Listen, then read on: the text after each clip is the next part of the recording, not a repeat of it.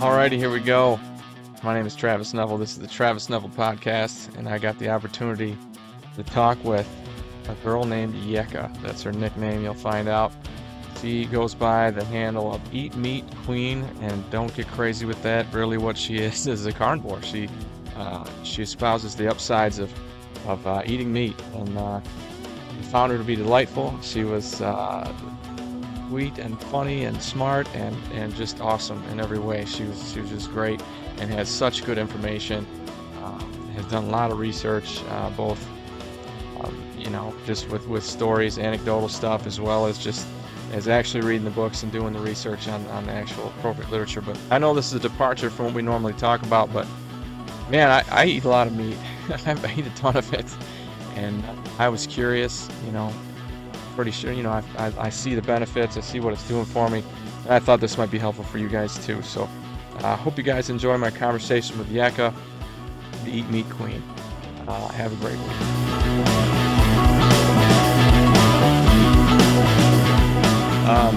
So yeah, tell me how you got going on this. I mean, it seems like an unusual thing. You know how most of the world is like, oh, eating meat's bad and it's bad for the environment and blah blah. But I have a big freezer, and there are 5 shelves. I have a chicken shelf, a beef shelf, a fish shelf. You know what I mean? Like, I eat meat every meal. I feel like if there's no meat, there isn't a meal. Anyway, that's how I do it, and I know I've experienced great results myself. Can you give me the overview? What's the deal? Yeah, so I mean, I used to be one of those people too. Thought meat was bad. I've tried pretty much every diet out there, and when I started trying to be healthier, I started to eat more vegetables, less meat, because that's what the mainstream pushes. And Mhm. um, for several years, I had eaten plant-based. And right before I came to finding out about the carnivore diet, I was pretty much eating paleo. I would limit my meat consumption to like once or twice a week. But I did know the importance of quality meat. So I worked at the farmers markets. I always got, locally sourced grass-fed meat, always try to make sure it was quality meat Mhm. when I did eat it. But I've tried vegan, vegetarian, raw vegan, all that stuff. And then I had a couple friends tell me about carnivore diet, and my initial reaction was like, that's stupid. You have to have fruits and vegetables, because Yeah. we're just so indoctrinated that, Yeah. we have to have fiber, we have to have vegetables, we have to have, all this stuff that isn't meat. And then, so I kind of dismissed it at first, but about a year after that, I was just having some serious health issues. I had gained back a bunch of weight that I had lost from just cutting out processed foods and seed oils Mhm. and gluten. But I had gained back a bunch of weight eating paleo, plant-based paleo. I had also gotten into depression that I did not know I was in. Yeah. And I also had issues with candida, which is a bacteria overgrowth. And I had tried all the different natural things to get rid of it, even like actual medicine to get rid of it, which I'm not a fan of. But nothing would get rid of the candida. And I was really wanting to, I was just kind of hoping that I could find something where I could just like eat. I didn't have to track anything. I didn't have to work out. Right. And so I started looking into the candida diet, which they recommend, that sugar is what feeds candida. And so they give you like a list of certain foods you can eat, but they were like, but you can still have these few fruits. It was like pears and I don't remember like some other fruits, but when I was reading that, I was like, well, if candida feeds off of sugar, why would I eat Fruits any full of of sugar. those Yeah. fruits? Yeah. Yeah, and so then that's why I was like, well, let me look into this carnivore thing. And back when I started it in 2017. There was not really that much information on it at all. Correct. Yes, this There is was pretty just a new. bunch of success stories. Hmm. Yeah, and so I just started reading success stories of people, and I was just blown away. I could not believe the things I was reading, like people curing their diabetes, curing cancer, losing weight, all these kinds of crazy things, curing candida. I found somebody with a similar story to mine, and they were like, well, if you've tried all these other diets, why not try just one more for 30 days? And so I started doing it, and the main thing with carnivore is eat what you like, eat all the meats that you like. You can have meat, eggs, cheese. I allowed seasoning. Some people are a lot more strict. But I was pretty loose with it. I allowed seasonings and like sugar-free condiments like mustard or like homemade Yeah. sugar-free ketchup and Yeah. things like that. And so they tell you to eat until you're full. And they also told you that if you don't regularly work out, don't try to add that in. Your body's already adjusting to a whole new diet. And Makes I was sense. like, wait, so I can eat until I'm full. Like I can just keep eating all day, eat And I as don't have much to as do I shit. want, and I don't have to work out. This is a fat kid's dream. I'm in. Yeah, sure. And so, yeah, I tried it 30 days. Before the 30 days was over, I was like, I'm doing it another month. Before the second month was over, I was like, I'm going to try it for 6 months. And before that was even, I was anywhere near that, I was like, I'm hooked. I love Hmm. this way of eating. The weight just started melting off. The candida disappeared, has never returned. It lifted me out of depression that I didn't know I was in depression until I got out of it. Hmm. And I was unhappy with my life. I didn't like my job. I didn't like the relationship I was in. And then one day I just woke up and I was like, wait, I can take control of my life and I can just like leave my job. Like I didn't when you're in depression, you don't realize that you can, Yeah. you can take control of your life and you can change your Yeah. life.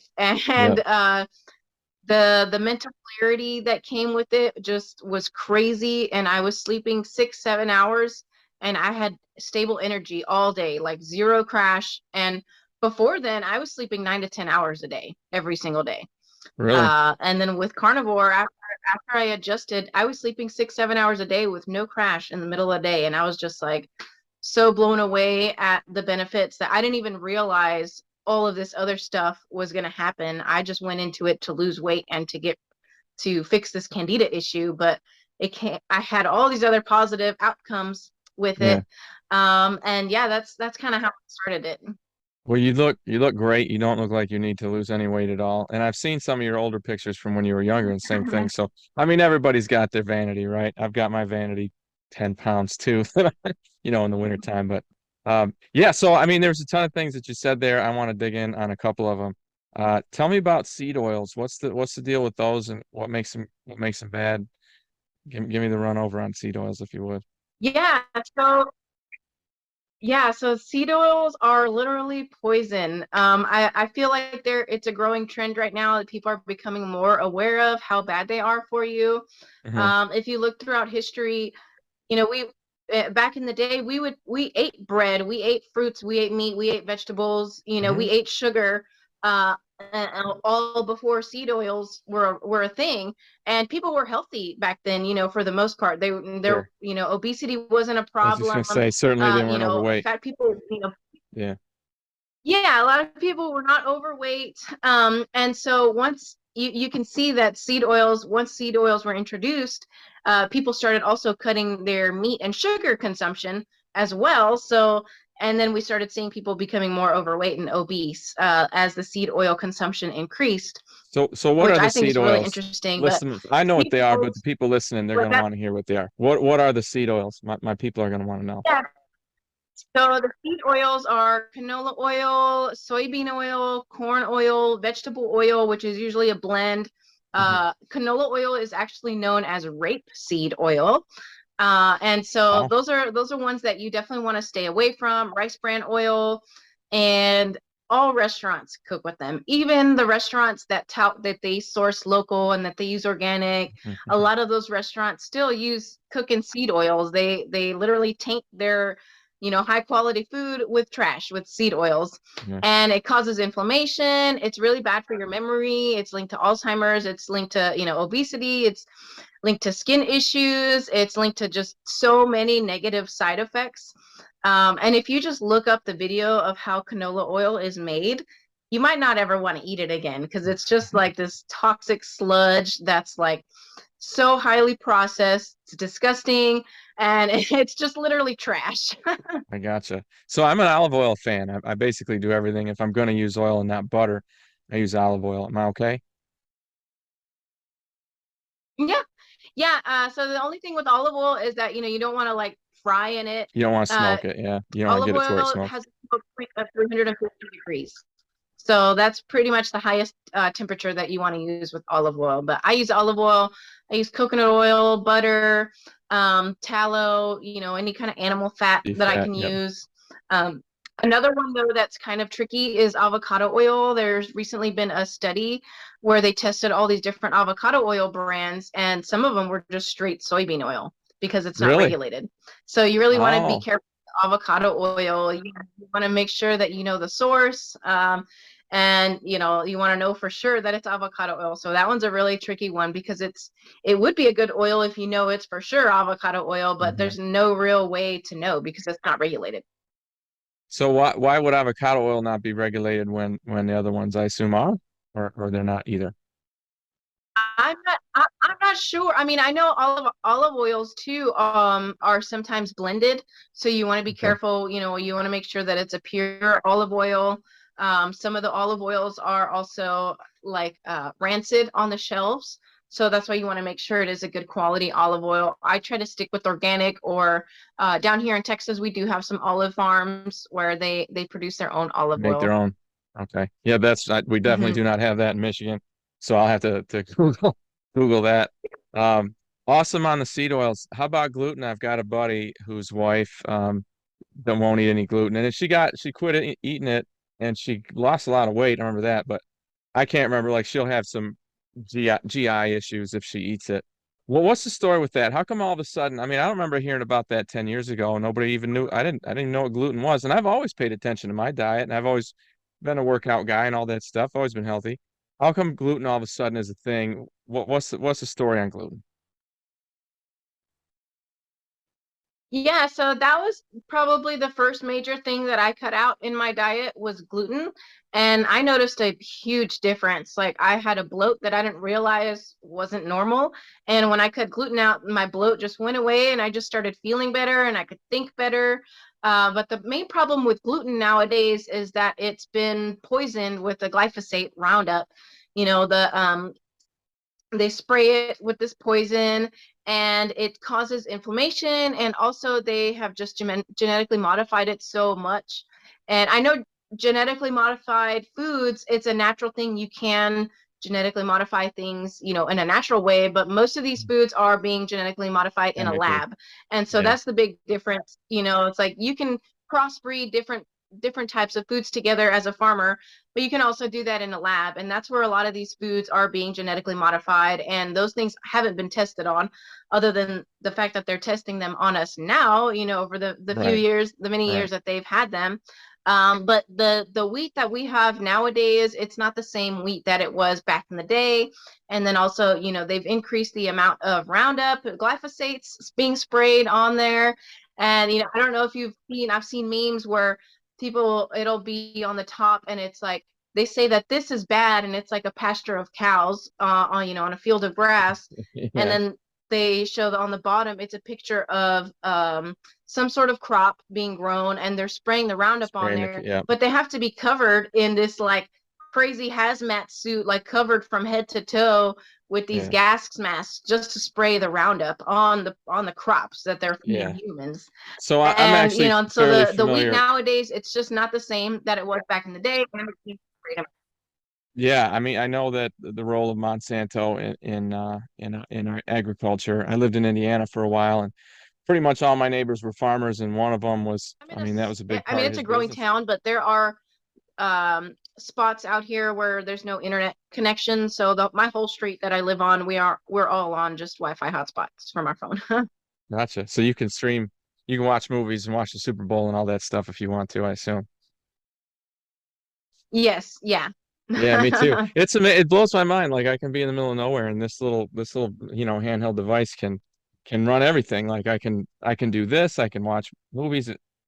It's crazy. It blows my mind what the technology is. But before I Yeah. forget, how do you say your is it Yucca? Is that how you say your name? Yes. Mhm.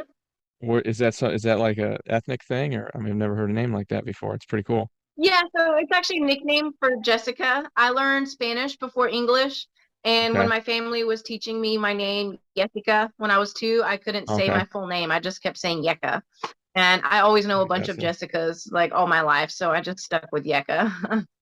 That's cool. That's cool. Okay. Yeah, that's awesome. So you must be pretty close to I keep talking about where you're from.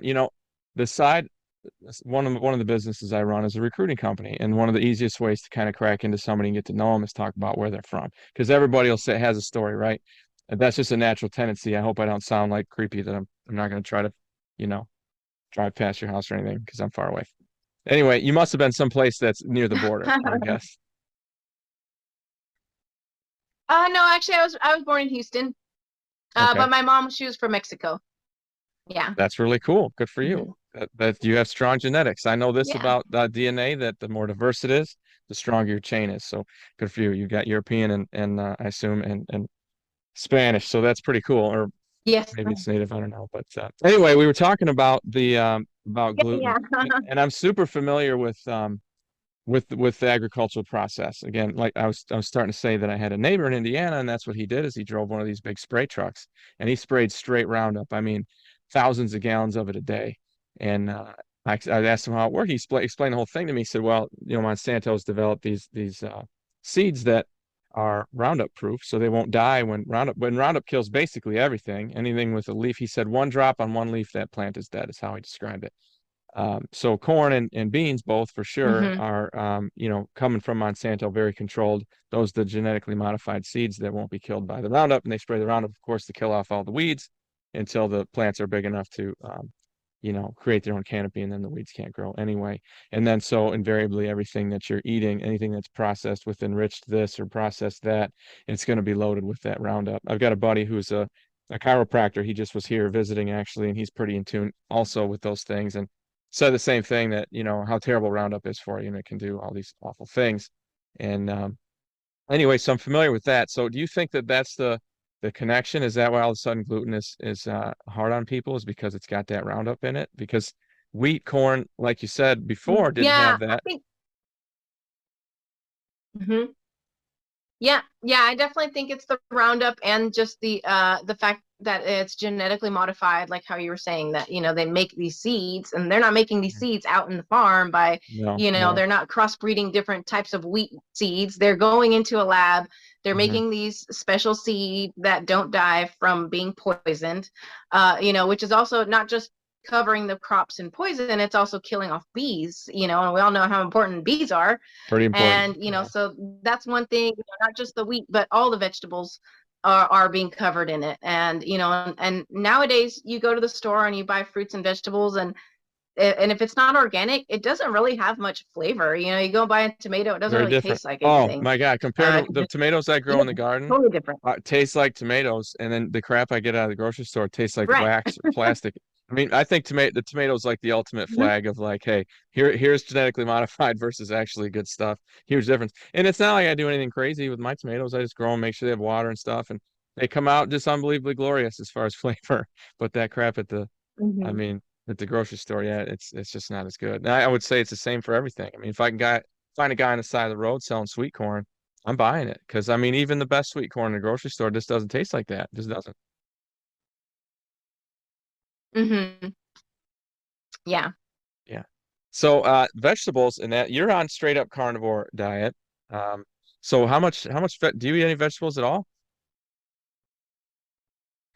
I eat very little right now. Over the years, so I did strict carnivore for about 3 years. No vegetables, no fruits, no honey or anything like that. And over the years, I would keep trying different fruits and vegetables See what it and would do. Yeah. grains, and I would Hmm. always have a negative side effect. But this last year, after so many years of healing from eating just carnivore, I tried, I always keep trying different fruits and vegetables because I like the way they taste, good I ones do at too. least. Yeah. Yep. And but they never really liked me back. So now I have a really small list of things that I can eat. Like surprisingly, I can eat white potatoes as long as I don't eat the skin. So I do okay with white potatoes, peppers, onions, mushrooms, carrots, tomatoes, and that's kind of what I'm sticking to right now. Definitely no grains at all, Okay. especially spinach. Spinach causes me super, super inflammation in my joints.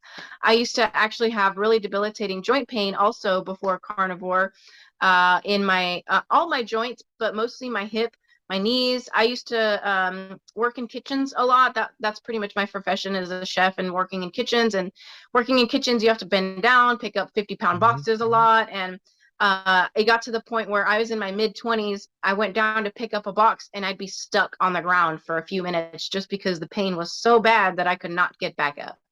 And my Wow, hip would Grandma. also lock where I would bend over and I couldn't move for like a whole minute until the inflammation went away.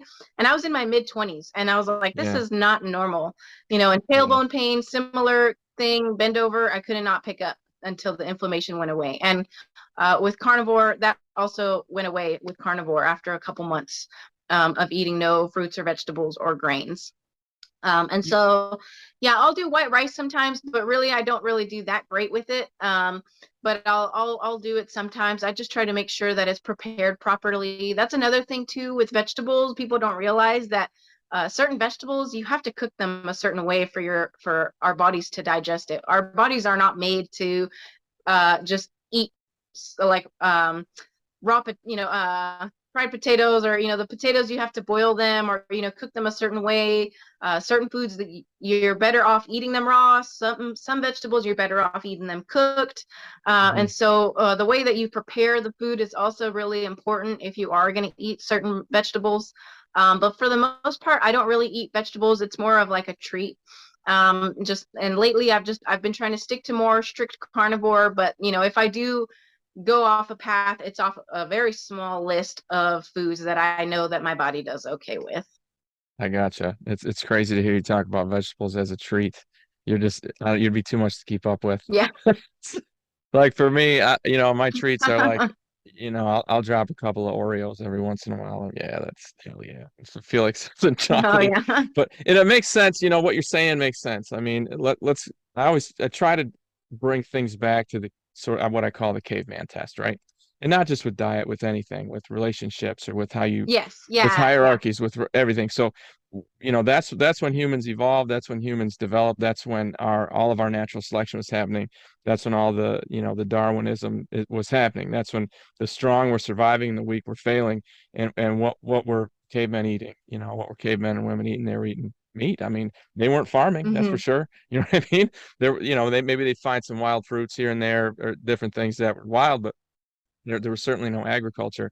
Everything was meat, and they were surviving and in fact thriving, and then turned into the society that we have today. And the things that you see certainly down the aisles in the grocery store are like a weird like human chow. It keeps you alive, but it certainly isn't meant to Yeah. help you thrive.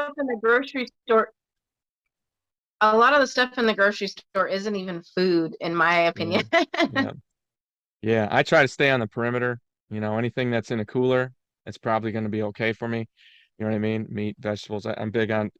Anyway, yeah, I eat mostly like you do, but yeah, anyway, caveman test. So the meat thing makes sense, that's for sure.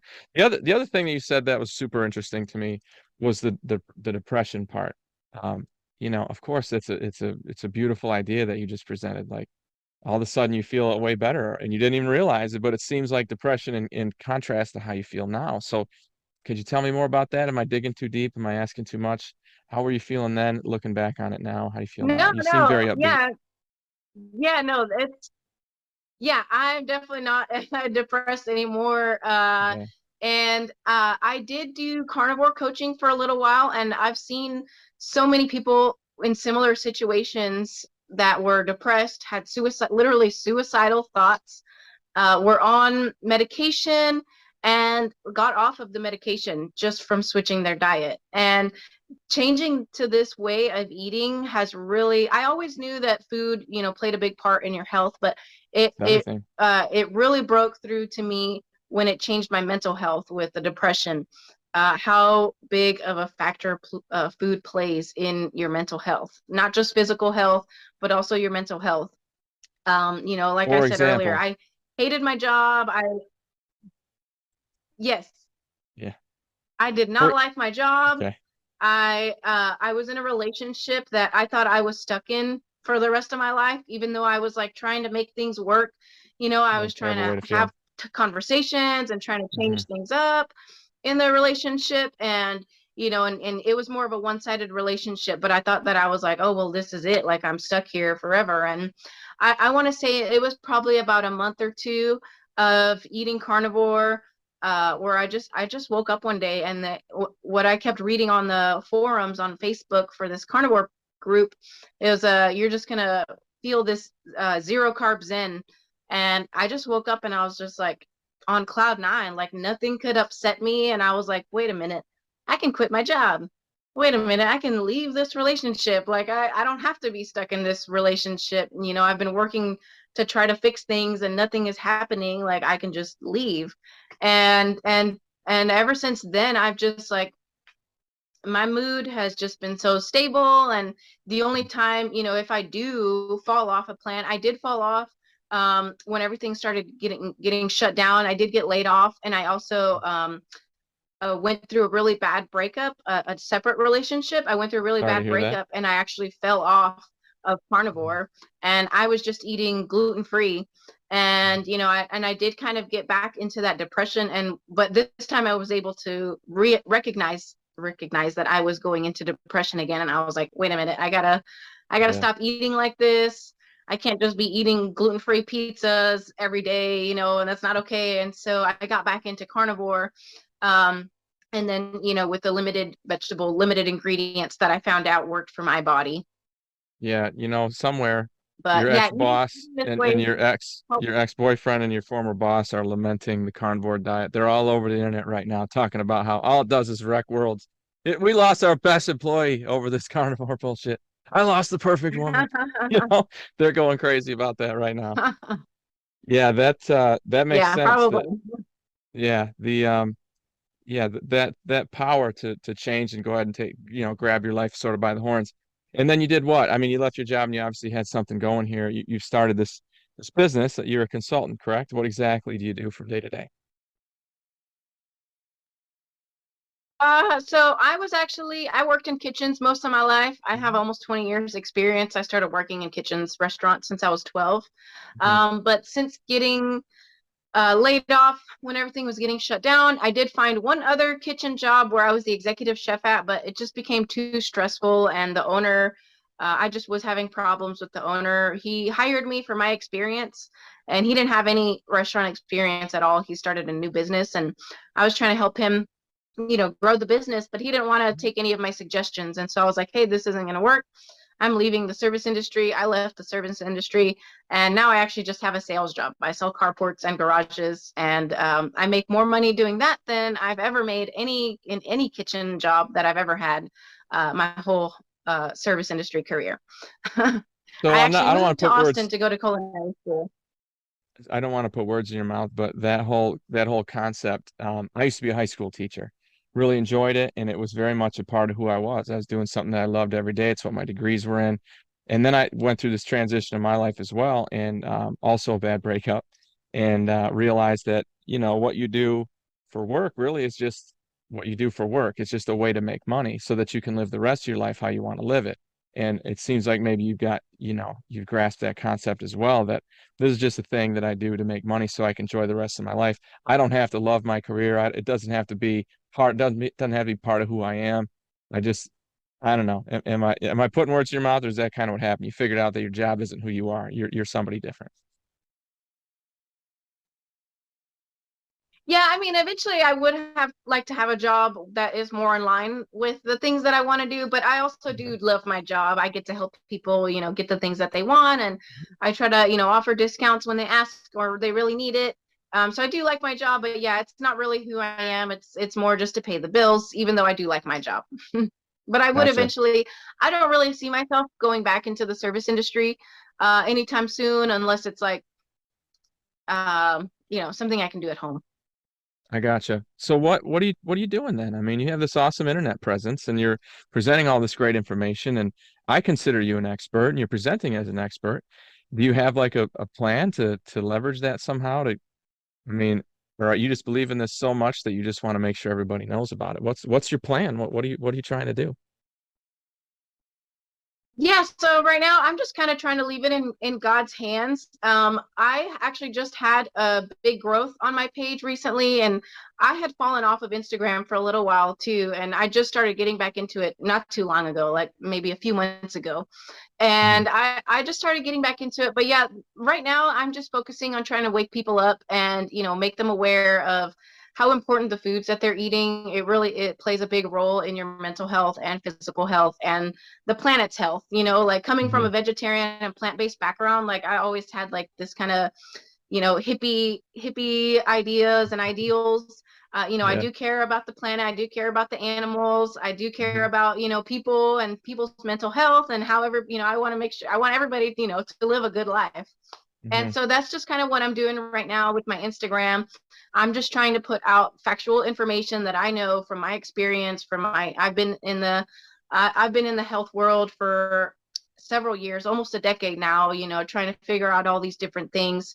And so I just want other people, to be the best that they can be, just I'm always trying to be better, be a better person. I'm always trying to be healthier. I'm always just trying to, improve my life in any way that I can. And I don't really know where I'm going with my page right now. I'm just trying to leave it up to God and just kind of let Him guide me and see where it goes from here. But yeah, I did used to do carnivore coaching and I got to help a lot of people heal diabetes. And I've influenced my friends to eat more meat. And I have people, my friend's dad actually got off, he had been on insulin for years and he went carnivore and got off of the insulin in 2 weeks.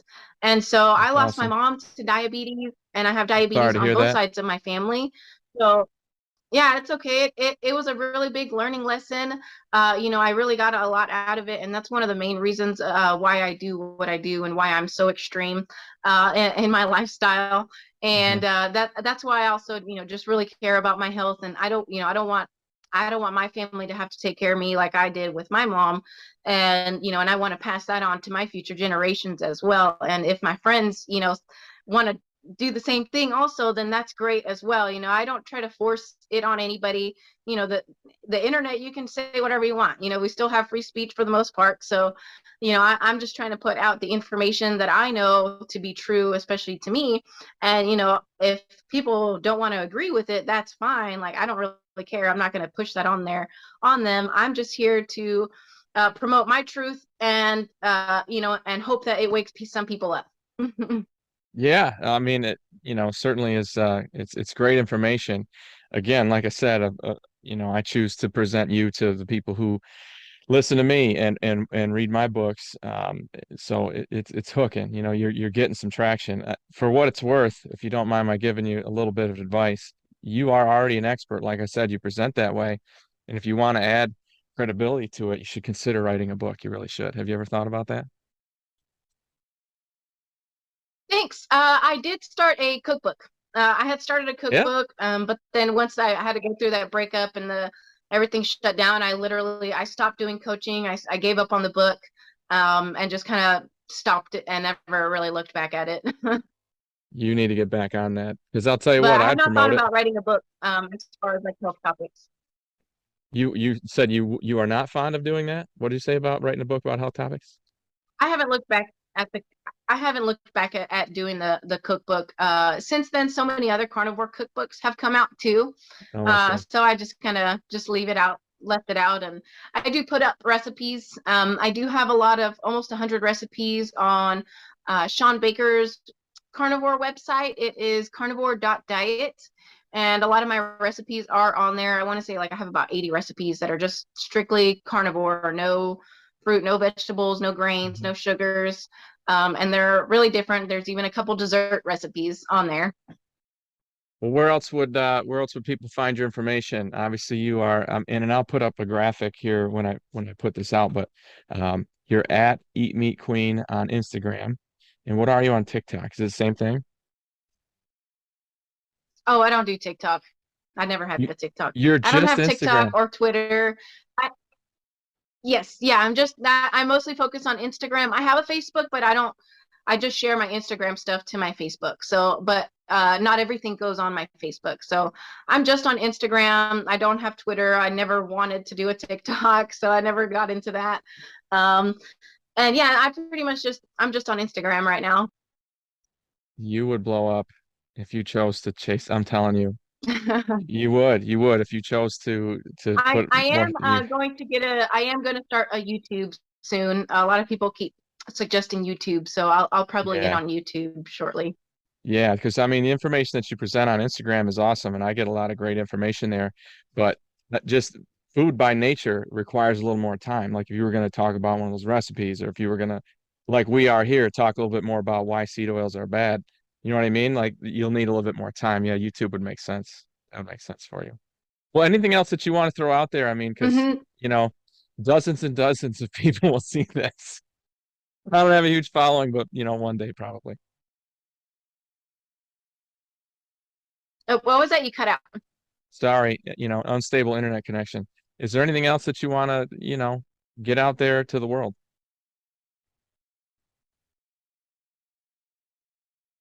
Did I cut out again? Did you not hear me again? Yeah, just basically don't be afraid to eat meat. Obviously sourcing locally is best. Hmm.